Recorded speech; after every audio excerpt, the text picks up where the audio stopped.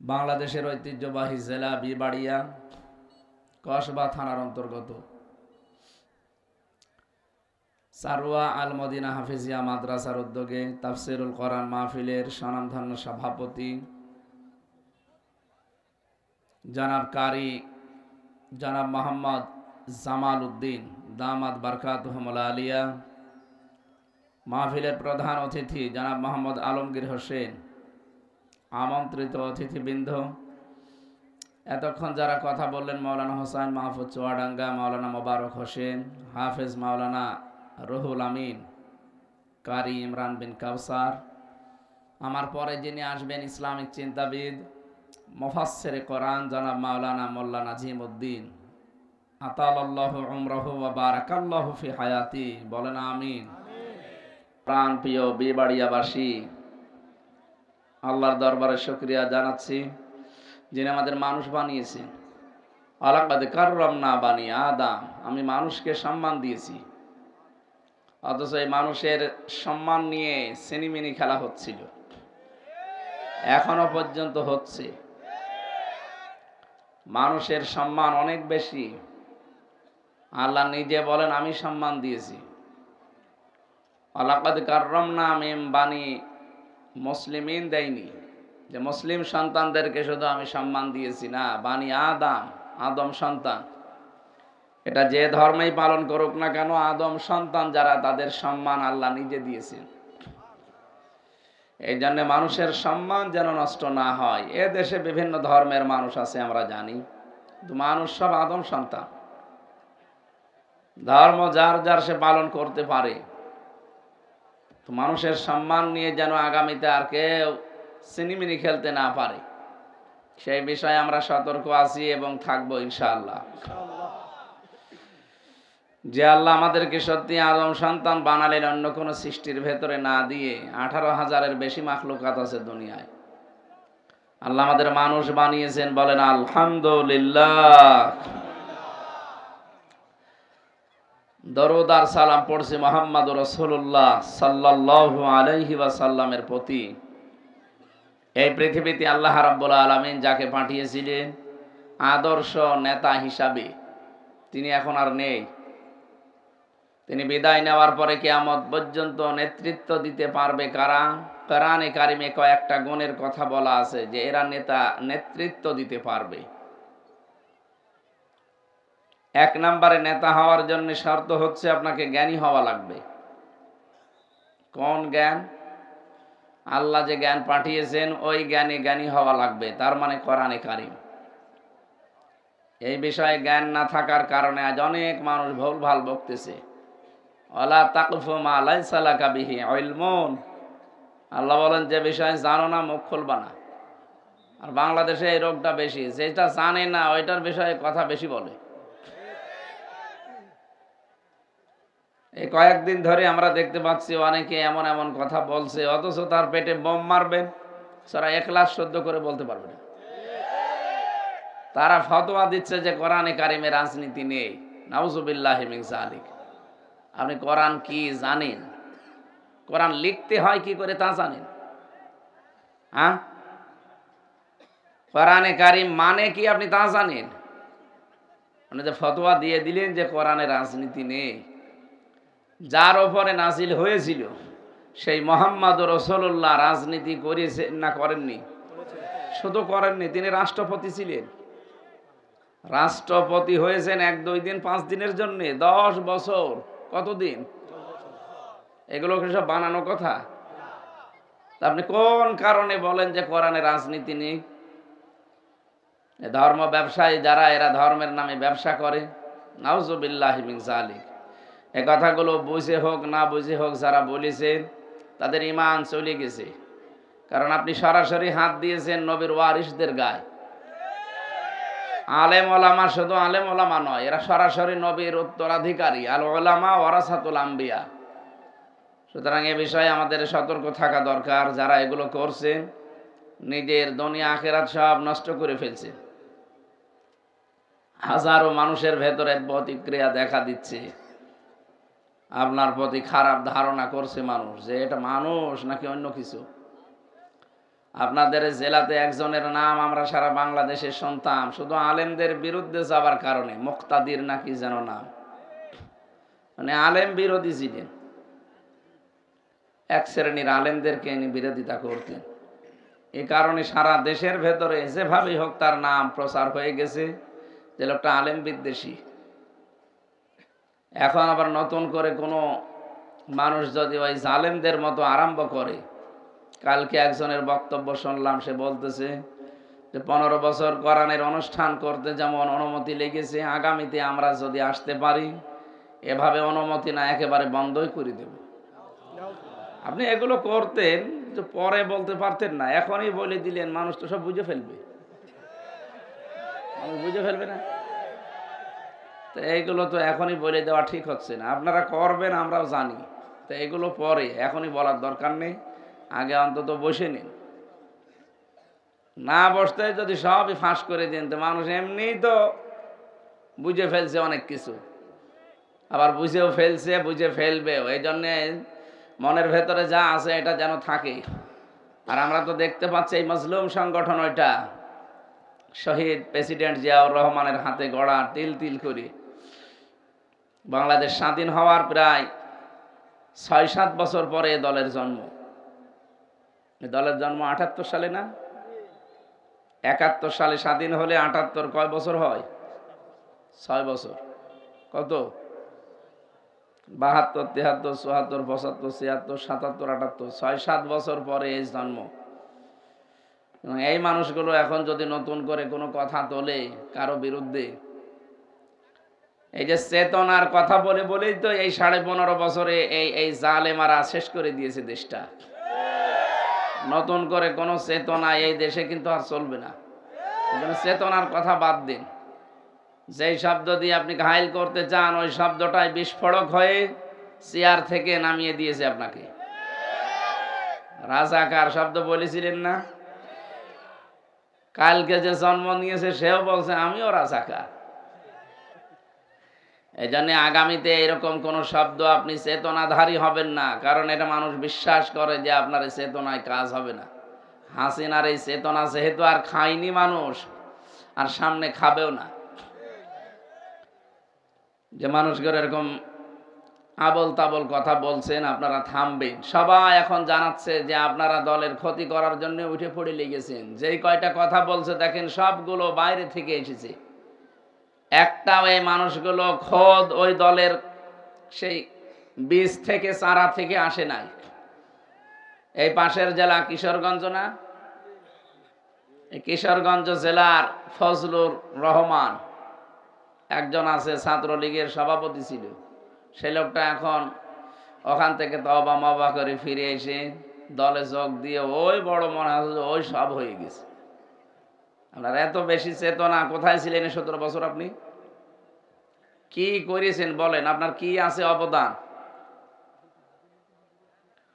এবং যে সমস্ত জায়গাতে মানুষ ইসলাম প্রিয়, বিশেষ করে বাংলাদেশের সাতক্ষীরা, চাঁপাইনবাবগঞ্জ, চট্টগ্রাম, এই জায়গাগুলোতে, চট্টগ্রামের পরে কক্সবাজার, এই জায়গাগুলোতে একচেটিয়া মানুষ ইসলাম ইসলাম আর ইসলাম ছাড়া কিচ্ছু চায় না। সে যে ইসলামই হোক, ইসলাম চায় তারা। এখানে আপনি অন্য কিছু খাওয়াতে পারবেন না। এখন বাংলাদেশে বহু জেলা আমি পেয়েছি, প্রায় 32টার উপরে, তো যারা ইসলাম ছাড়া অন্য কিছু সেখানে চাই না। জোর করে কিছু দিতে গেলে উগরিয়ে ফেলে দেবে। এখানে আপনি খাওয়াবেন কি করে? আর যে জোয়ার উঠেছে আমরা দেখতে পাচ্ছি কোরআনের আয়াত অনুযায়ী, ইদা জা নাসরুল্লাহি ওয়াল ফাত ওয়া রাআইতান নাসা ইয়াদখুলুনা ফি দীনিল্লাহি আফওয়াজা। হে নবী, যখন আল্লাহর সাহায্য আসবে তখন আপনি বিজয় দেখতে পাবেন। আর বিজয় দেখতে পাওয়ার পরেই কয়েকটা জিনিস সামনে আপনার ভেসে উঠবে। তার এক নম্বরে আপনি দেখতে পাবেন অরাআইতান নাসা ইয়াদখুলুনা ফি দীনিল্লাহি আফওয়াজা, দলে দলে পালে পালে মানুষ ইসলামে প্রবেশ করছে। আপনি আগস্ট মাসের 5 তারিখের আগ পর্যন্ত এই দেশের জরিপ দেখেন, যারা জরিপ ছাপায় তারা তো আর আন্দাজে কিছু করেনি, অন্তত হালকা পাতলা কিছু পেয়েছি। এই যে বিশ্বের 257টা রাষ্ট্র নিয়ে জরিপ বের হচ্ছে, মাইক্রোসফট, ভয়েস অফ আমেরিকা, আন্তর্জাতিক অনেক সংস্থা যারা চেষ্টা চালিয়ে এগুলো বের করে। জানুয়ারি মাসের 1 তারিখে দেখবেন এগুলো সব ফ্ল্যাশ হয়। কি পান? সারা দুনিয়ার 257টা রাষ্ট্রের সবচাইতে সাম্প্রদায়িক সম্প্রীতি নিয়ে বসবাস করে বাংলাদেশের মানুষ। অথচ আমাদের পাশের দাদা বাবুরা সারা জীবন ছড়িয়েছে যে এই দেশে নাকি সংখ্যালঘু নির্যাতন হয়। কি সারা দুনিয়ার মোড়লদেরকে কথা শোনাতো না যে দেশে সংখ্যালঘু নির্যাতন হয়? অথচ রিপোর্ট দিচ্ছে খ্রিস্টানরা, ইহুদিরা যে না, তামাম দুনিয়ায় সবচাইতে বেশি নিরাপদে আছে বাংলাদেশে অমুসলিমরা। শুধু এতটুকুই শেষ করেনি, তারা রিপোর্ট দিয়েছে তামাম দুনিয়ার 257টা রাষ্ট্রের সবচাইতে বেশি মিথ্যা তথ্য পরিবেশন করা হয় ভারতে। তামাম দুনিয়া যখন চিনে ফেলেছে, আশপাশের কোন রাষ্ট্রের সাথে তাদের সম্পর্ক ভালো না। ভারত আমাদের শত্রু নয়, ভারত আমাদের শত্রু নয়, হিন্দুরা আমাদের শত্রু না। শত্রু হচ্ছে উগ্রপন্থী কিছু আছে, জঙ্গি হিন্দু, এরা। এগুলো মানুষ নামে কলঙ্ক, যারা আল্লাহর ঘর একটার পর একটা ভেঙে দেয়। পৃথিবীর কোন ধর্মে আছে যে উপাসনালয় সব ভেঙে দেওয়া লাগবে? কোন ধর্মে আছে? আর আপনারা যতগুলো আল্লাহর ঘর ভেঙে ফেললেন, আপনাদের পূর্বপুরুষরা এই পৃথিবীতে আল্লাহর ঘরে হাত দিয়ে কাজ ফিম মাকুল হয়ে গেছে। আব্রাহা, কথা বলেন না কেন? বাবরি মসজিদ থেকে শুরু করে গতকালকে একটা মসজিদ ভেঙেছেন ভারতে। কি ধোয়া তুললেন যে এখানে 500 বছর আগে মন্দির ছিল। দুনিয়ার মানুষ মাটির নিচে তেল পায়, গ্যাস পায়, সোনা পায়, আর শয়তানরা শুধু মন্দির পায়। খালি মন্দির পায় বলে 500 বছর আগে, 1000 বছর আগে এখানে রাম মন্দির ছিল, এখানে ওই মন্দির ছিল। কেন আর দেশে জায়গা নেই? শুধু মসজিদের নিচে মন্দির পাওয়া লাগবে?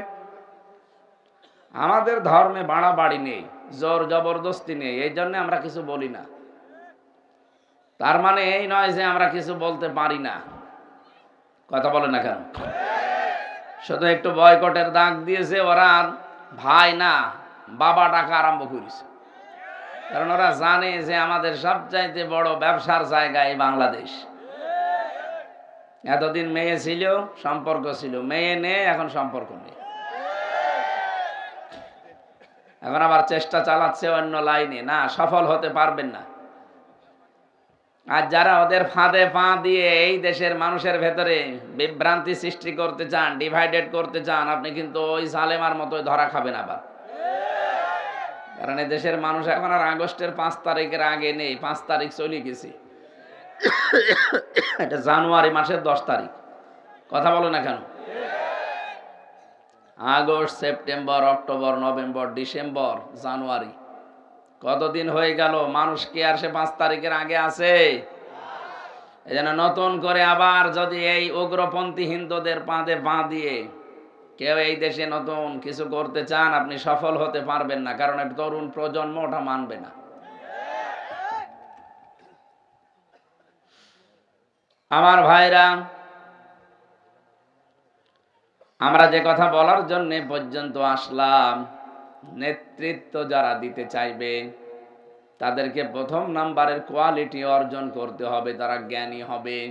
আর জ্ঞান যত আল্লাহ সবে কোরআনে কারিমের ভেতরে রেখে দিয়েছেন।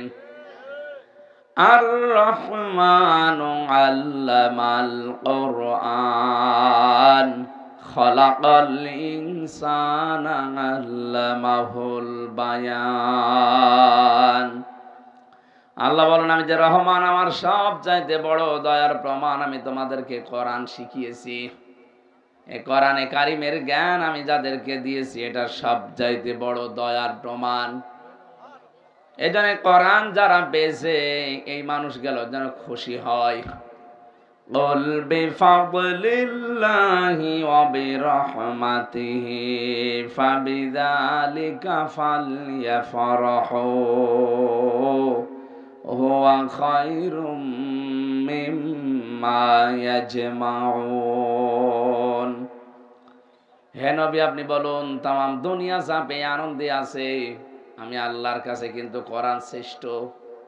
সুতরাং যারা কোরআন পাবে তারা যেন আনন্দে থাকে, তারা যেন খুশি হয়। এই বাংলাদেশে আমরা কোরআনে কারিম পেয়েছে কারা? প্রশ্ন আসতে পারে, যারা পড়তে পারে তারা না। ভালো করে খেয়াল করে কথাগুলো মিলাবেন। আল্লাযীনা আতাইনাহুমুল কিতাবা ইয়াতলুনাহু হাক্কা তিলাওয়াতি। রব্বুল আলামিন বলেন, যাদেরকে আমি কিতাব দিয়েছি, তার মানে কোরআনে কারিম দিয়েছি। কোরআনের 53টার উপরে নাম আমি পেয়েছি, তার একটা নাম আছে, কোরআনের নাম কিতাব। কোরআনের নাম কি? এই কিতাব যাদেরকে দিলাম, এই পৃথিবীর ময়দানে মানুষগুলো দেখবেন তারা হক আদায় করে কোরআন পড়ে। আমি হাক্কা তিলাওয়াতের ব্যাখ্যা পড়েছি। কোন মানুষ যদি হক আদায় করে কোরআন পড়তে চায়, মাস্ট বি, এই জীবনে তাকে 4টা বিষয় মানা লাগবে। ও বিবাড়িয়াবাসী, মিলান তো আপনার জীবনে আপনি কোরআন পেয়েছেন কিনা, আপনি আসলে হক আদায় করে তেলাওয়াত করেন কিনা। আমি আবার বলছি, রিপিট করছি, ভালো করে খেয়াল করেন। যারা কিতাব পেয়েছে, কোরআন পেয়েছে, তারা এর হক আদায় করে পড়ে। উলাইকা ইউমিনুনা বি, আর এরাই কোরআনে বিশ্বাসী। আমা ইয়াকফুর বিহি ফাউলাইকা হুমুল খাসিরুন। যারা এভাবে পড়ে না, হক আদায় করে না, এই মানুষগুলো আমার কোরআন বিশ্বাসও করে না, তারা ক্ষতিগ্রস্ত। বলেন নাউজুবিল্লাহ। মনে মনে ভাবতে পারেন কি বলছে? আমার বাড়িতে কোরআন শরীফ আছে, আমার 2 ছেলে হাফেজ, আমি প্রতি সপ্তাহে একটা করে খতম করি, আর এ বলে কোরআনই আমি নাকি পড়ি না। না, পড়া এই শব্দটা যদি কেউ হক আদায় করে কিছু পড়তে চায়, তাকে 4টা শর্ত মাস্ট বি মানা লাগবে, নয়তো তার পড়ার হক আদায় হবে না। কথা বলছেন? 1 নম্বরে আপনাকে শুদ্ধ করে পড়া লাগবে। এটাকে আমি বানাচ্ছি নাকি? আরাতিলিল কোরআনা তারতিলা। রব্বুল আলামিন বলেন, আমার কোরআন যদি পড়েন হে নবী, আপনি সহি শুদ্ধ করে তার তিলের সাথে পড়বেন, থেমে থেমে স্পষ্ট ভাবে। তাহলে কোরআন শরীফ স্পষ্ট ভাবে থেমে থেমে তার তিলের সাথে পড়া এর হক। এ কথা বলছে কে? আপনি আন্দাজে পড়তে গেলে অর্থ পাল্টিয়ে ফেলবেন। যেখানে যে অক্ষর যেভাবে উচ্চারণ করা দরকার, যদি ওটা উচ্চারণও সমস্যা হয়, দেখবেন অর্থ আকাশ পাতাল পাল্টিয়ে গেছে। যে কিছুক্ষণ আগে পড়লাম না, ইযা জা নাসরুল্লাহি ওয়াল ফাত, এখানে নুন সাদ র নাসর আছে, নাসর মানে সাহায্য। নুন সিন র নাসর যদি কেউ উচ্চারণ করে, মুখটা গোল না করে স্বাভাবিকভাবে সিন দিয়ে, তাহলে বাংলা অর্থ হবে যখন আসবে ঈগল পাখি, যখন আসবে আল্লাহর সাহায্য, তখন আপনি বিজয় পাবেন। আর আপনি অর্থ করছেন যখন আসবে ঈগল পাখি, তখন আপনি বিজয় পাবেন। এটা কথা হইল। খালি একটা অক্ষর একটু উলট পালট হয়ে গেছে উচ্চারণে, আপনি দেখেছেন অর্থ কি করে আকাশ পাতাল বদলিয়ে গেল। এই জন্য কোরআন পড়তে হলে শুদ্ধ করে পড়া লাগবে। সারা বাংলাদেশের ভেতরে যতগুলো জেলাতে কোরআন শুদ্ধ করে পড়ানো হয়, তার ভেতরে বিবাড়িয়া অন্যতম। কথা ভালো করে বুঝে মিলাবেন। তাহলে হক আদায় করে পড়ার শর্ত কয়টা? আরো জোরে বলেন। এটা ক্লাস চলছে, ছাত্রের মতো বলেন তো কয়টা? 1 নম্বরে কি করে পড়া লাগবে? আমি আল কোরআন রিসার্চ ফাউন্ডেশনের সদস্য ছিলাম জেলে যাওয়ার আগে। ওই সময় আমরা একটা রিপোর্ট পেয়েছিলাম, এই দেশে 100 জনের 95 জন মানুষ কোরআন শুদ্ধ করে পড়তে পারে না। তাহলে হক আদায়ের একবারেই গোড়া কেটে ফেললেন আপনি। দ্বিতীয়টাই চাই, কেউ যদি কোরআন শুদ্ধ করে পড়ে, তার দ্বিতীয় হক হচ্ছে শুধু পড়লে হবে না, এটাকে বুঝতে হবে। ওয়ালাকাদ ইয়াসসারনাল কুরআনা লিযিকরি ফাহাল মিন মুদ্দাকির। 4 জায়গায় 8টা 1 সূরার ভেতরে আল্লাহ দিয়েছেন। রব্বুল আলামিন বলেন, আমি এই কোরআনে কারীমকে সহজ করে দিয়েছি বোঝার জন্য, এরপরেও কি কেউ আসো এখান থেকে শিক্ষা নেওয়ার মতো? আল্লাহ আফসোস করছেন। তার মানে আপনাকে শুদ্ধ করে পড়ার পরে এটা বোঝার জন্য চেষ্টা চালাতে হবে।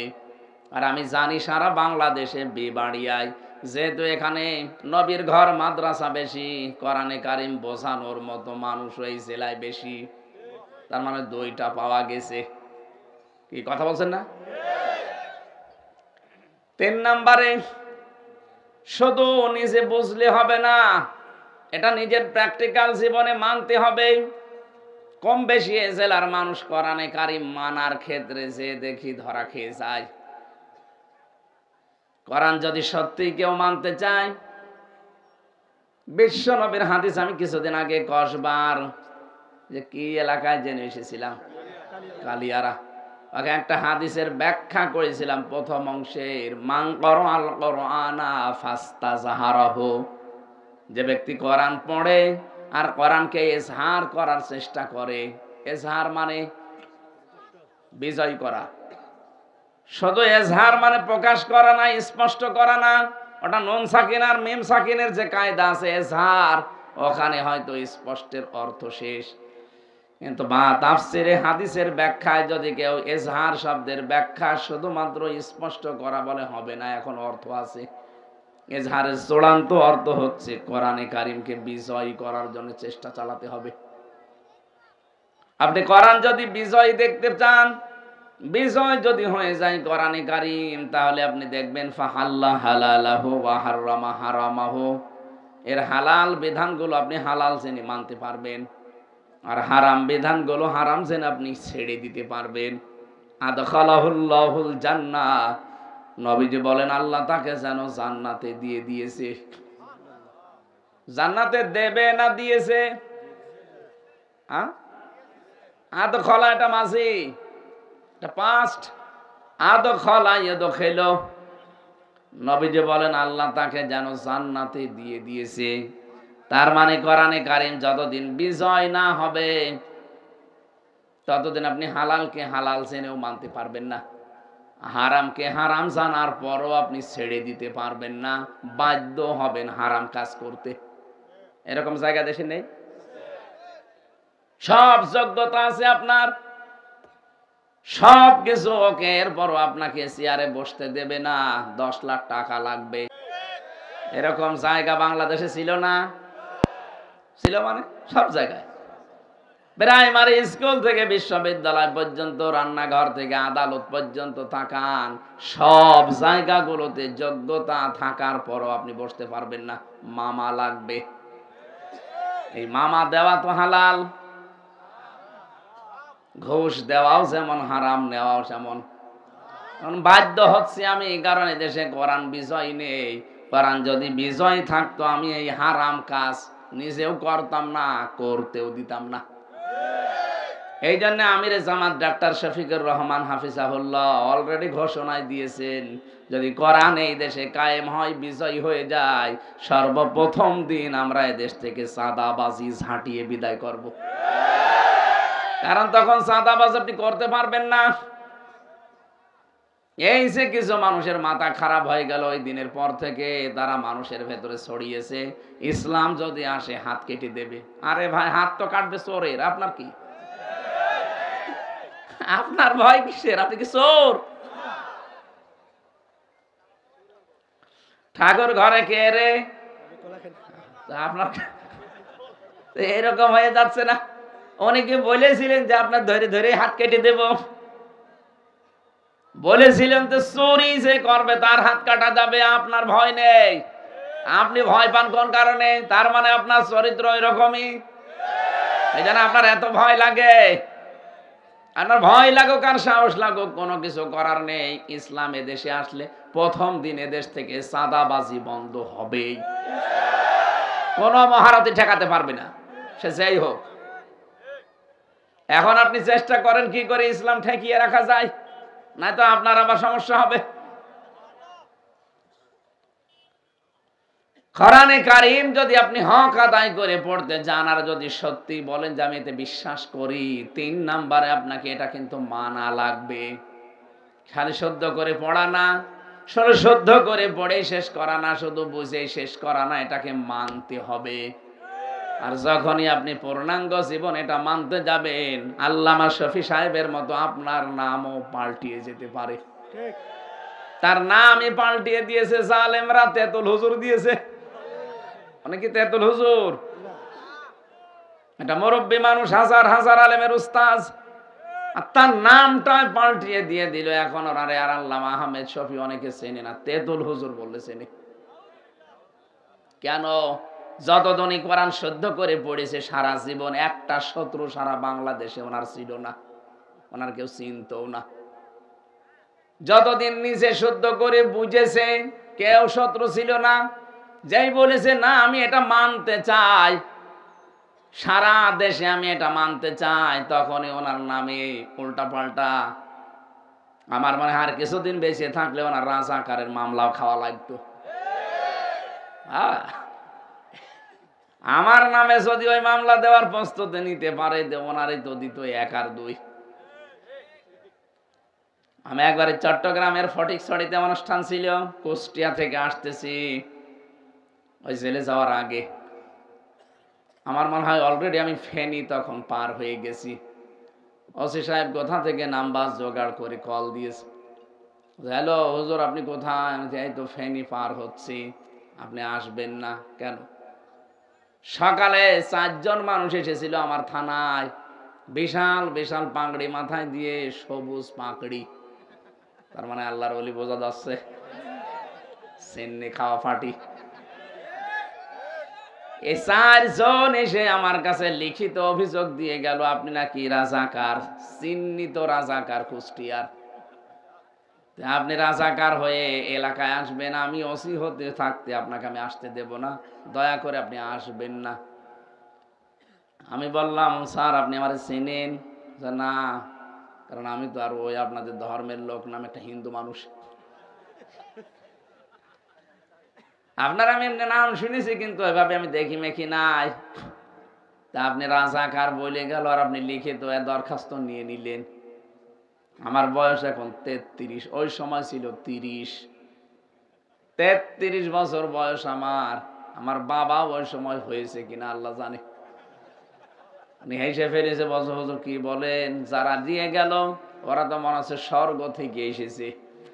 এত সুন্দর চেহারা, এত বড় বড় দাড়ি, আর পাগড়ি মাথায় দিয়ে আছে, সবুজ পাগড়ি। আমি তখনই বুঝেছি যে আল্লাহর ওলিরাই হবে। সবুজ পাগড়ি যখন বলেছে, ওই নজিবুল বশর মজ ভণ্ডরের দলের লোক। ওই শয়তান শুনলাম মরে গেছে, মরে গেছে।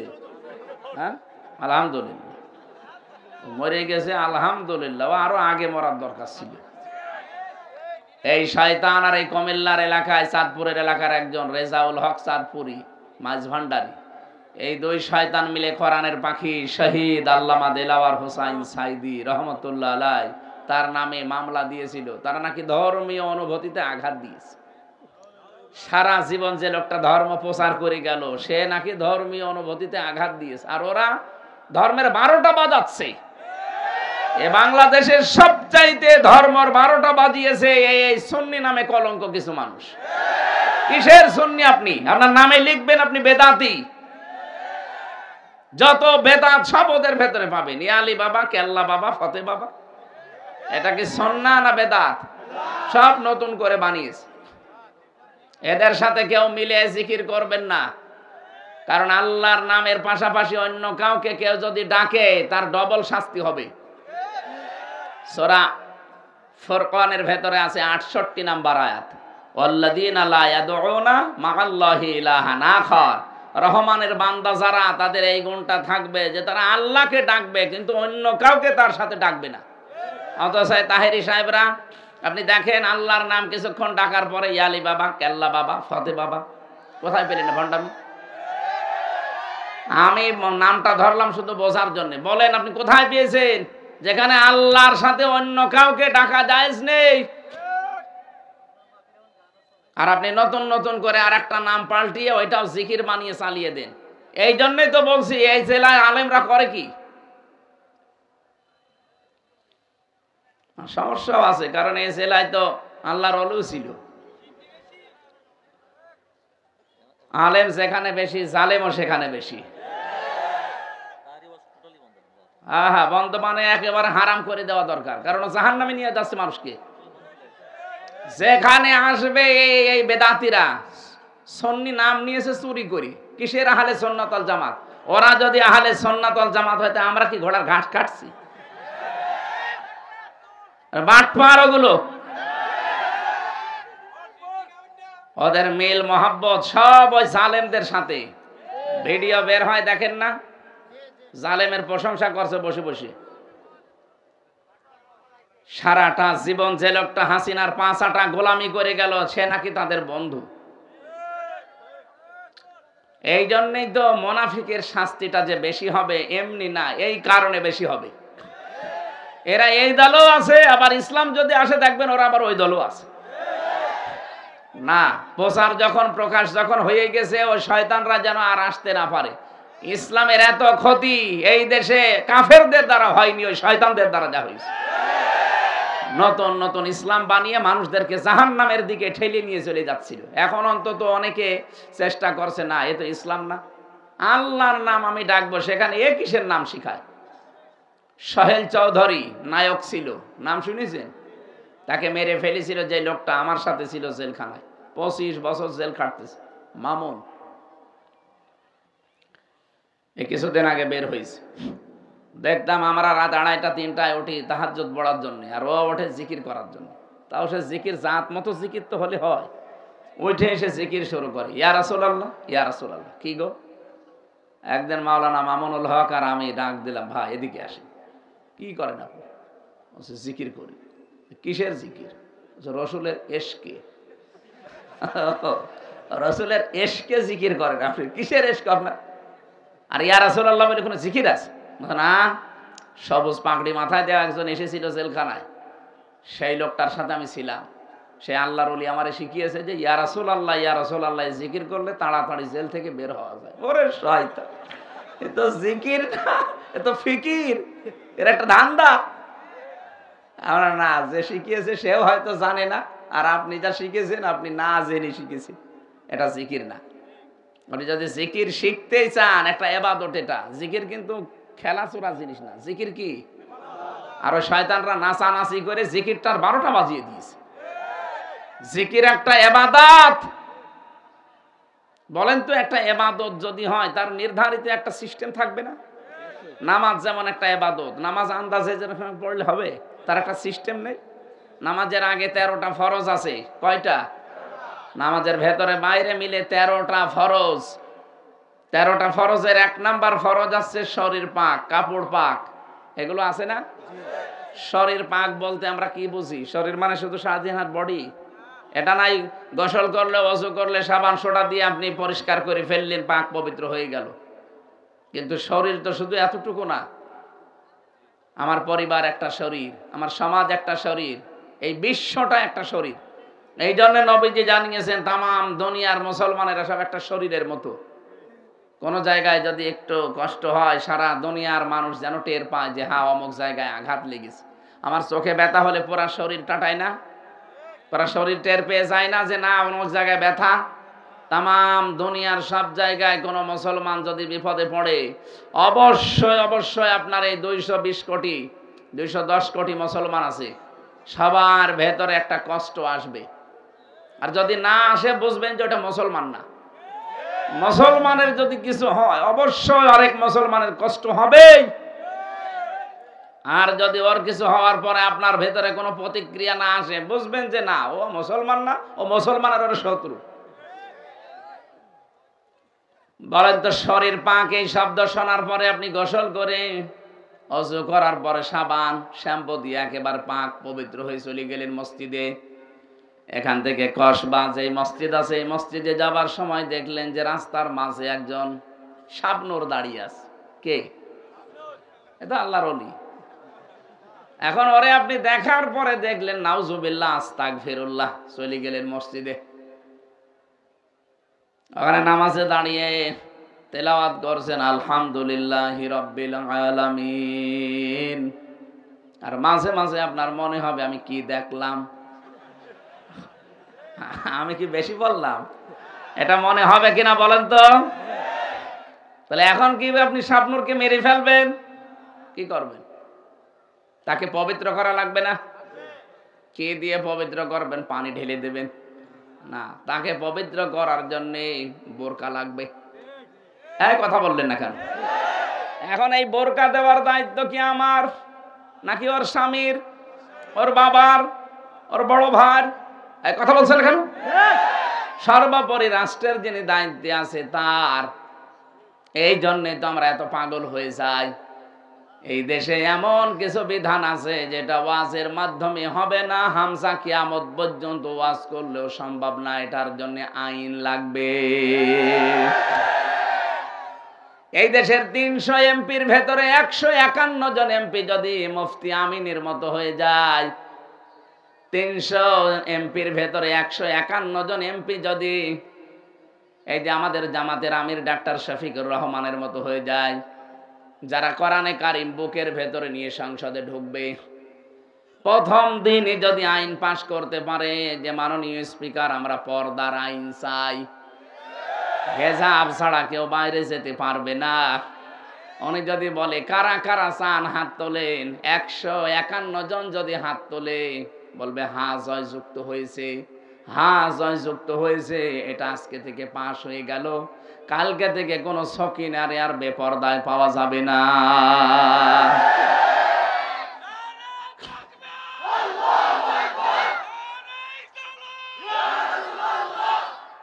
তো এইটাই তো আমরা চাচ্ছি। আপনি যে আন্দাজে নাম বলেন যে এরা ধর্ম ব্যবসায়ী, ধর্মকে পুঁজি করে এরা ক্ষমতায় যেতে চায় না, আপনি আন্দাজে ভুল বুঝেছেন। কিয়ামত পর্যন্ত যদি ক্ষমতায় যেতে নাও পারি তাও চরম পন্থা অবলম্বন করব না, কিন্তু আমরা চাই যেভাবে সিস্টেম আছে সে আমরা আল্লাহর এই বিধানটা কায়েম করতে চাই।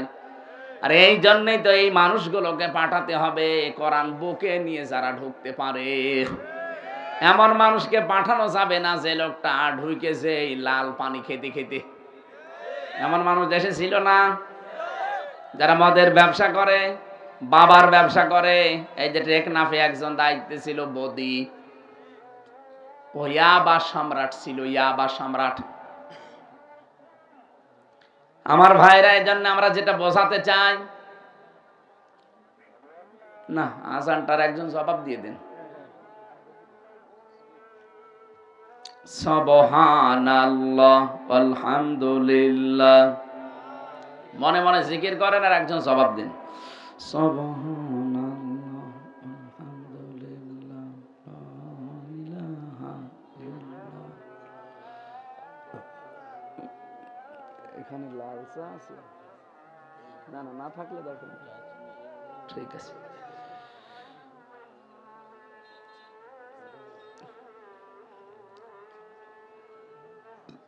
সুবহানাল্লাহ আলহামদুলিল্লাহ লা ইলাহা ইল্লাল্লাহ। সুবহানাল্লাহ আলহামদুলিল্লাহ।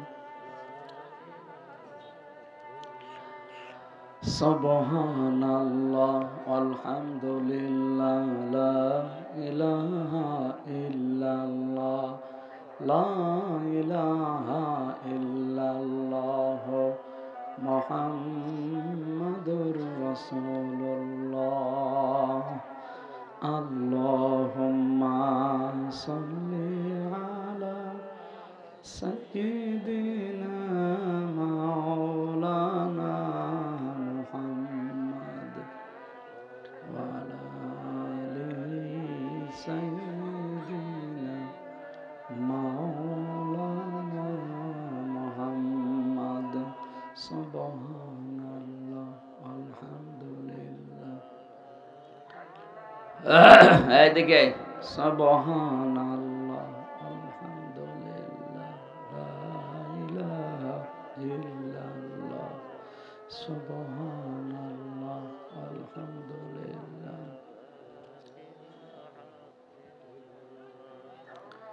সুবহানাল্লাহ আলহামদুলিল্লাহ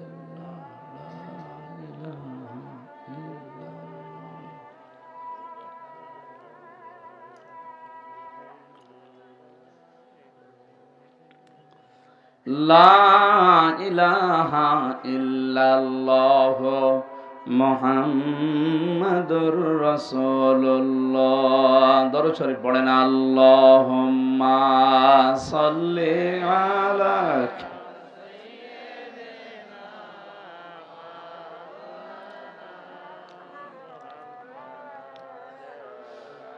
ওয়ালা আলি সাইয়্যিদিনা মাওলানা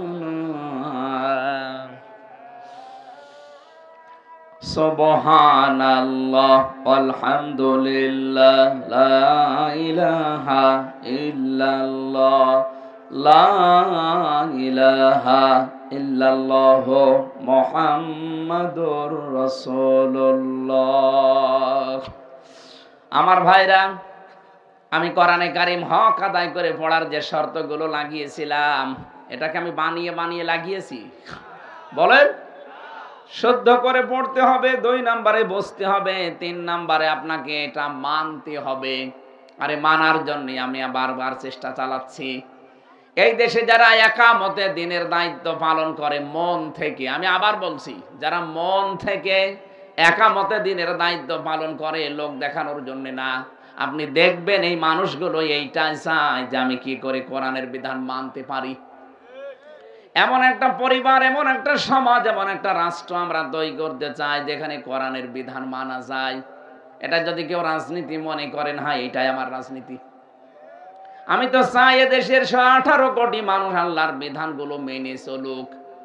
আমি নিজে শুধু মেনে চলবো না, আমি এটা মানতে চাই এবং মানাতে চাই। আল্লামা আহমেদ শফী যতদিন পর্যন্ত নিজে পড়েছেন, বুঝেছেন, মেনেছেন, কিছুই হইতো না। যেই বলেছে না আমি এটা মানাতে চাই, এই দেশে নবীর বিরুদ্ধে কেউ যদি কথা বলে টিকে থাকতে না পারে, আমরা ফাঁসি চাই, তখনই তাকে শাপলা চত্বরে হাজার হাজার মানুষের জীবন দেওয়া লেগেছে। কথা বলেন ঠিক কিনা? আল্লামা দেলাওয়ার হোসাইন সাইদি সহ যত মানুষ এই দেশ থেকে অন্তত এই ফ্যাসিস্ট সরকারের আজমে বিদায় নিল, আপনি বলেন তো তারা যদি সারা জীবন কোরআন পড়তো, কোরআন বুঝতো, নিজেরা যতটুকু আছে মানতো, কিচ্ছু হইতো না তাদের। বলেন। যেই বলেছে না আমি মানতে চাই, শুধু আমি মানাতে চাই এই দেশের মানুষকে, তখনই তারা 13 বছর আটক করে রেখেছে।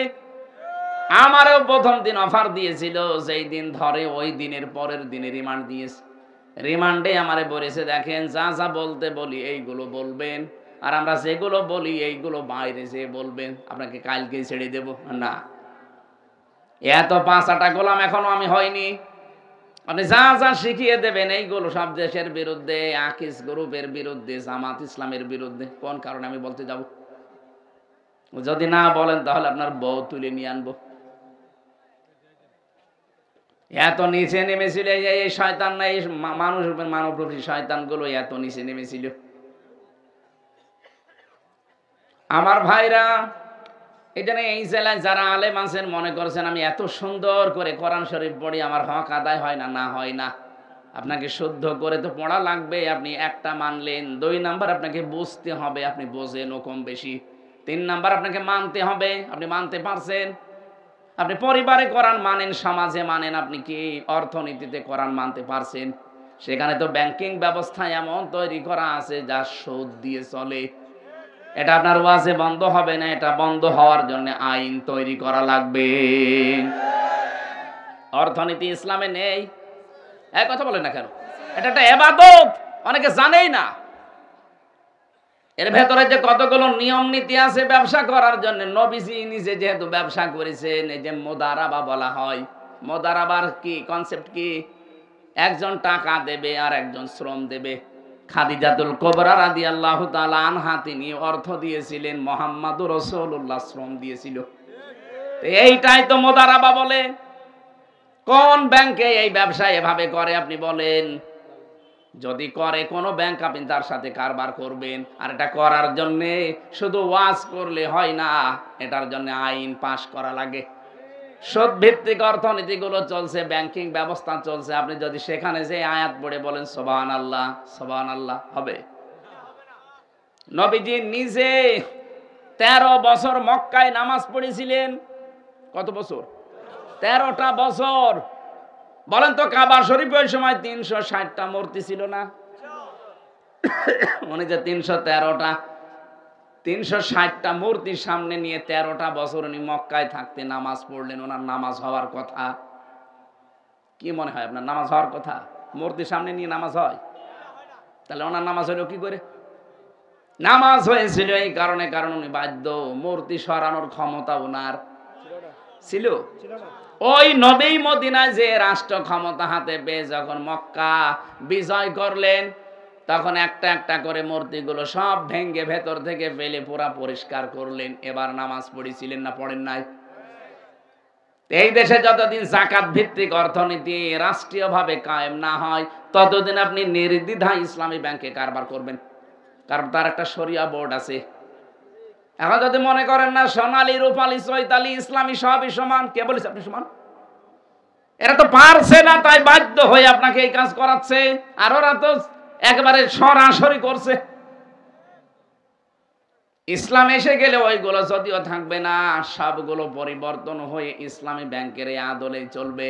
সেখানে মোশারাকা থাকবে, মোদারাবা থাকবে, মোরাবাহা থাকবে, বায়ে সালাম থাকবে, বায়ে ইস্তেসনা থাকবে, বায়ে মুআজ্জাল থাকবে, বায়ে ওয়াহিদা, এরকম 28টা নিয়ম আছে। এগুলো সবগুলো তখন রাষ্ট্রীয়ভাবে পালন করা আপনার জন্য আইন করে দেওয়া হবে। মানবেন না মানে? নামাজের বিলটা যদি ওই সময় আনা হয়, যাকাতের বিলটা যদি আনা হয়, এদেশে যত সুদ ভিত্তিক অর্থনীতি আছে, ব্যাংকিং ব্যবস্থা আছে, সবগুলো তখন বন্ধ হয়ে যাবে। তার মানে নবীজি যখন ক্ষমতা পেয়েছিলেন তখন যেমন সব ভেঙ্গে ভেঙ্গে চুরমার করে পরিষ্কার করে করে নামাজ পড়েছিলেন, ওই রকম অবস্থা হবে। আমরা তো ওইটা চাচ্ছি ভাই। তাছাড়া একেবারে 50 বছর ক্ষমতায় বসে থাকবো না কখনো। এইরকম মন যদি কারো থাকে, তার ইমানের সমস্যা আছে। যদি কারো ভেতরে এই লালসা থাকে যে আমি ক্ষমতায় বসে 50 বছর থাকবো, তার ইমানের সমস্যা আছে। আপনার এইটা থাকা লাগবে যে আমি এই বিধানগুলো কায়েম করার মাধ্যমে 18 কোটি মানুষকে আমি সুদ থেকে, মায়ের সাথে জেনা করা থেকে বাঁচাবো। এই যে এলাকায় টাকা ছেড়ে রাখে, 1000 টাকা ছেড়ে রাখে, মাসে মাসে 200 টাকা করে বেশি পায় না? এলাকা এখন শুরু হয়নি। এটা যে মায়ের সাথে একেবারে প্রকাশ্যে জেনা করার গুনাহ হয়, আপনি জানেন? অথচ এলাকায় বহু মানুষ বলছেন করেন। যারা যারা করেন বলেন তো, আপনি মায়ের সাথে কেবল জেনা করে আসলেন, আপনি নামাজ পড়বেন, ভন্ডামিন একটা, আপনার নামাজ হয়? তাও যাত্রার সাথে হলে হয়, নিজের গর্ভধারী মায়ের সাথে জেনা করবেন আর নামাজ পড়বেন, রোজা রাখবেন, আর আপনার নামাজ কবুল হয়ে যাবে। আল্লাহ কি পাগল হয়ে গেছে? এইটা তুলে দেওয়া লাগবে না? এটা কি ওয়াজে বন্ধ হবে? কারা কারা এগুলো ছেড়ে দেবেন? নিজের আসল টাকা বাদ দিয়ে লাভ ছেড়ে দেবেন, হাত তোলেন তো। কয় টাকা ছেড়ে রেখেছো? এদিকে আসো। এই দাঁড়িয়ালা, কয় টাকা ছেড়েছেন? না না, বুঝেছেন? আমার মনে হচ্ছে এলাকায় এই ব্যবসাটা চলছে। এমনকি এই যে জমি জায়গা দিয়ে যে সমস্যাটা আছে এই দেশে, বহু জায়গায় আমরা দেখি 1 বিঘা জমি আমি ভাইয়ের কাছে নিলাম, ওনারে 1 লাখ টাকা দিলাম, যতদিন জমি করে খাবো ততদিন টাকা ফেরত দেওয়া লাগবে না। কি এটার নাম কি? কর্তন। এটা কি আপনার আছে? ঠিক আছে। এটা কিন্তু মায়ের সাথে জেনা করার গুনাহ হচ্ছে আপনার। যেই করেছেন এটাকে বন্ধ করা লাগবে। হ্যাঁ, সিস্টেম আছে, ওই 2টা পালন করলে এটা আপনি বাঁচতে পারবেন। যতদিন আপনি ওই জমি করে খাবেন, 2 বছর, 5 বছর, 10 বছর, ততদিন সরকারের খাজনা আপনি দেবেন। 2 নম্বরে যখন উনি ওই টাকা আমার কাছ থেকে ফেরত নেবে, জমি ফেরত দেওয়ার পর যদি 1 লাখ টাকা নেয়, 8-10 হাজার টাকা কম নেওয়া লাগবে। কথা বুঝেছেন? তা আপনি জানি আপনি করবেন না, কারণ লস হয়ে যাবে। আরে ভাই, লাভ লসের মালিক কি আপনি বলেন তো? 1 লাখ গরু বিক্রি না করে বাজার থেকে চলে আসতেছে, এসার পরে ডাকাতি ধরিস, এই গরু বিক্রি করনি? বলছে বাবাজি দাম পাইনি, এই জন্য বিক্রি করিনি। বলছে তো দাঁত মুখ খুলে ফেলবো, দাম পাওয়া দরকার কি? টাকা তো আমরা নেব, যা হয়েছে তাই বিক্রি করবি, টাকা কিন্তু বাড়ি নিয়ে যাবে, টাকা তো নেবো আমরা, আমরা বসে আছি। লাভ লসের মালিক কে? আপনি কে বলেন? সুতরাং আপনারা এই যে ভয় দেখাচ্ছেন যে না লস হয়ে যাবে এরকম করলে, আরে সিস্টেম দিয়েছে আল্লাহ, লাভ লসের মালিকও আল্লাহ, আপনার অসুবিধা কি? সুতরাং এরকম যারা আছেন আপনি ছেড়ে দেবেন ভাই।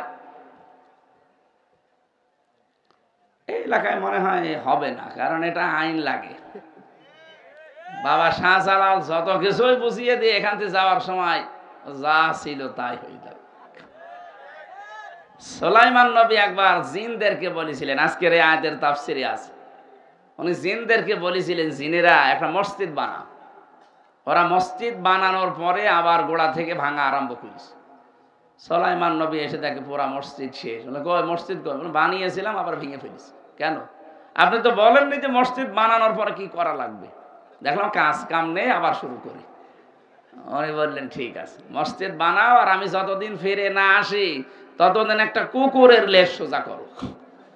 ওরা ঠিক মসজিদ বানানো কমপ্লিট করে একটা কুকুর ধরিয়ে এনে লেজ ধরে টানাটানি করে, লম্বা হয়ে যায়, যে ছেড়ে দেয় আবার কাছে দেয়। কি গো, কি কুকুর? তেল মোবাইল নিয়ে আয়, তেল মোবাইল নিয়ে টানাটানি করে, ছেড়ে দেয়, কাছে যায় না, এ হবে না। বাঁশ নিয়ে জায়গা মতো বাঁশ দিয়ে টাইট করে বেঁধে রাখ। 2-3 দিন একাধারে বেঁধে রেখেছে, মনে কাছে সোজা হয়ে গেছে, যেই খুলে দিয়েছে আবার যাচ্ছে। সুলাইমান নবী এসে দেখছে ওরা টানাটানিতে ব্যস্ত। কি ওরা কি কুকুর? এ তো ডিজিটাল কুকুর। এত করে আমরা টানাটানি করি, মনে হয় যে লম্বা হয়ে গেল, যেই ছেড়ে দেয় আবার যাচ্ছিল। তাই এই 15.5 বছরে আমরা এরকম একটা কুকুর পেয়েছিলাম। যত টানি দেখে ঠিক হয়ে গেল, যেই ছেড়ে দিয়ে যা আবার যাচ্ছিল। তাই আল্লাহ যাক আমাদেরকে বাঁচিয়েছেন কুকুর থেকে। আপনি আবার কুকুর বললাম বলে মনে করি না যারা পালিয়ে গেছে আমি ওদের বলছি। ছিল, এই দেশে ছিল না? জনগণ বহু চেষ্টা চালিয়েছিল, অনেকে জীবন পর্যন্ত দিয়ে চেষ্টা চালিয়েছে যে দেখি হয় কিনা। না, কুকুরের লেজ যেমন ওদের স্বভাবও সেরকম, পাল্টাতে পারেনি মানুষগুলো। আমরা মনে হয় এখানে যে অবস্থা দেখলাম, আপনারা এই সুদ ছাড়তে পারবেন না যতদিন যাকাত ভিত্তিক অর্থনীতি কায়েম না হয়। এই জন্য আমরা যারা কোরআন শুধু পড়ছি, এই জেলায় বহু মানুষ আছে শুধু শুদ্ধ করে পড়ে, শুধু বোঝে, শুধু নিজে মানে না। আরে ভাই, এটা মানাতে হবে। নবীজি যেই বলেছে আমি এটা মানাতে চাই এই আরব জাহানে, তখনই তাকে দেশ থেকে তাড়িয়ে দিয়েছে। তখন 82 বার তাকে হত্যার চেষ্টা চালিয়েছে ইহুদিরা। কতবার? 82 বার। এই জন্য আমাদের দেশে আমরা যারা সত্যিকারের অর্থে কোরআন শুদ্ধ করে পড়ি, যারা বুঝি, যারা নিজেরা মানি, আর যারা বলি না আমি একা মানবো না, আমি মানাতে চাই, তখনই তাদের নামে উল্টাপাল্টা কথা আমরা জারি হতে দেখি। যত কিছু জারি করেন না কেন, এই দেশে আমরা কোরআন শুধু নিজে মানবো না, আমরা মানাতে চাই। কথা বলেন না কেন? এবার আমরা দেখতে চাই যে 56,000 বর্গ মাইল আল্লাহর কালাম দিয়ে চলছে, আর এটা সামনে আমার মনে হচ্ছে যে সম্ভব। আজকে আমি বিমানবন্দরে, ওরা হেলিকপ্টারে আমার নিয়েছিল ফরিদপুরে, ওখান থেকে এখানে নামিয়ে দিয়ে গেল। যাওয়ার সময় পাইলট আমারে বলছিল যে দৃশ্য সারা দেশেই তো ঘুরছি, যা দেখছি ইসলামের একটা গণজোয়ার আরম্ভ হয়েছে, মানুষের ভেতরে যে প্রতিক্রিয়া দেখছি, এবং আমরা রিপোর্টগুলো আন্তর্জাতিক রিপোর্ট আমরা দেখি। আগস্টের 5 তারিখের আগে মাত্র 100 জনের 15 জন মানুষ চাইতো এদেশে কোরআনের বিধান কায়েম হোক, আল্লাহর বিধান দিয়ে এদেশটা চলুক। মাত্র 100 জনের কয়জন? অথচ এই যে এই জানুয়ারি 1 তারিখে একটা রিপোর্ট পেয়েছে, উনি বললো যে আমরা দেখতে পেলাম এই দেশে এখন 100 জনের 58 জন মানুষ চাচ্ছে ইসলাম এদেশে কায়েম হোক। কারণ এদেশের মানুষ হিন্দু, বৌদ্ধ, খ্রিস্টান, মুসলমান সব বুঝে ফেলেছে যে বহু কিছুই দেখলাম, ইসলাম ছাড়া শান্তি কোনো জায়গায় নেই। যারা অন্তত ইসলাম একটু মেনে চলে তাদের কাছে এই দেশটা নিরাপদ। উনি আমার 2 জনের নামও বলল, মাওলানা মতিয়ার রহমান নিজামী, আলী আহসান মোহাম্মদ মুজাহিদ। বলছে এই 2 জন ইসলামী মাইন্ডের ছিল, অথচ উনি মুসলমান না। ওই লোকটা মুসলমান না, এটা হিন্দু মানুষ। আজকে যিনি নিয়ে এসেছিল পাইলট, মুসলমানও না। উনি বলছে আমরা যা দেখতে পাচ্ছি এই 2 জন মানুষকেও তো আমরা দেখেছিলাম, এরা ইসলাম মেনে চলতো, এই জন্য এদের একটা টাকা দুর্নীতি পাওয়া যায়নি। পৃথিবীর ইতিহাস এরা পাল্টিয়ে দিয়েছে। কি গো, এত বড় মন্ত্রী, কৃষি মন্ত্রীর দায়িত্বে ছিল, শিল্প মন্ত্রীর দায়িত্বে ছিল, সমাজ কল্যাণ মন্ত্রীর দায়িত্বে ছিল। এই আপনাদের এই জেলায় একজন ছিল না সমাজ কল্যাণ মন্ত্রী, মারা গেছে মনে হয়, নাকি পাশের জেলা মহাসিন নাকি জানে না, ওই যে আলী মহাসিন নাকি নাম ছিল, যে হবিগঞ্জের লোকটা মনে হয় ঘুমাইতো খালি। আমি কয়েকটা ভিডিও দেখেছিলাম, ও কোনো জায়গায় বক্তৃতা দিতে দিতে ঘুম পড়িস। কি গো, সমাজ কল্যাণ মন্ত্রী ছিল, লোকটা মরে গেছে না? হ্যাঁ, মারা গেছে। একটা হিন্দু মানুষ আমারে বোঝাচ্ছে যে হুজুর এইরকম মানুষ যদি 52 জন মন্ত্রী এই দেশে তৈরি হয়ে যেত, তাহলে এই দেশটা একটা মিনি স্বর্গ হয়ে যেত। ও তো জান্নাত বলে না, স্বর্গ বলে। বলছে মিনি স্বর্গ হয়ে যেত। আমি বললাম হ্যাঁ, এইটাই দরকার। এই দেশে শুধু 300 জন এমপির ভেতরে 151 জন এরকম তৈরি হোক, তাদের 620টা বাড়ি হবে না, তাদের একটা বাড়ি। আমি পাবনায় গিয়েছিলাম, মাওলানা মতিউর রহমান নিজামী সাহেবের বাড়ি, একজন মন্ত্রী, কয়েকবারের এমপি, তার বাড়ি এখনো টিন উপরে, নিচে চাটাই দেওয়া আর মাটির দেওয়াল। আর আমরা শুধু মেম্বার হতে দেরি। মানুষ তো এখন সব বুঝে ফেলেছে ভাই। তারা হিন্দুরাও বলছে যে না, এদেশে ইসলাম ছাড়া শান্তি পাওয়ার কোনো রাস্তা নেই। আপনি দেখেননি সেদিন আমিরা জামাত ডাক্তার শফিকুর রহমান খুলনা গিয়েছিল, খুলনা কয়রা। ওখানে একজন হিন্দু নেতা সে এসে বলছে দেখেন যা দেখলাম, যা বুঝলাম এই দেশে, ও তো আল্লাহ বলতে পারে না, একেবারে বলছে উপরওয়ালার বিধান ছাড়া শান্তি হবে না। তারা বুঝে ফেলছে আর আপনি এখনো বোঝেন না, মানে নাকি না বোঝার ভান করে আছেন?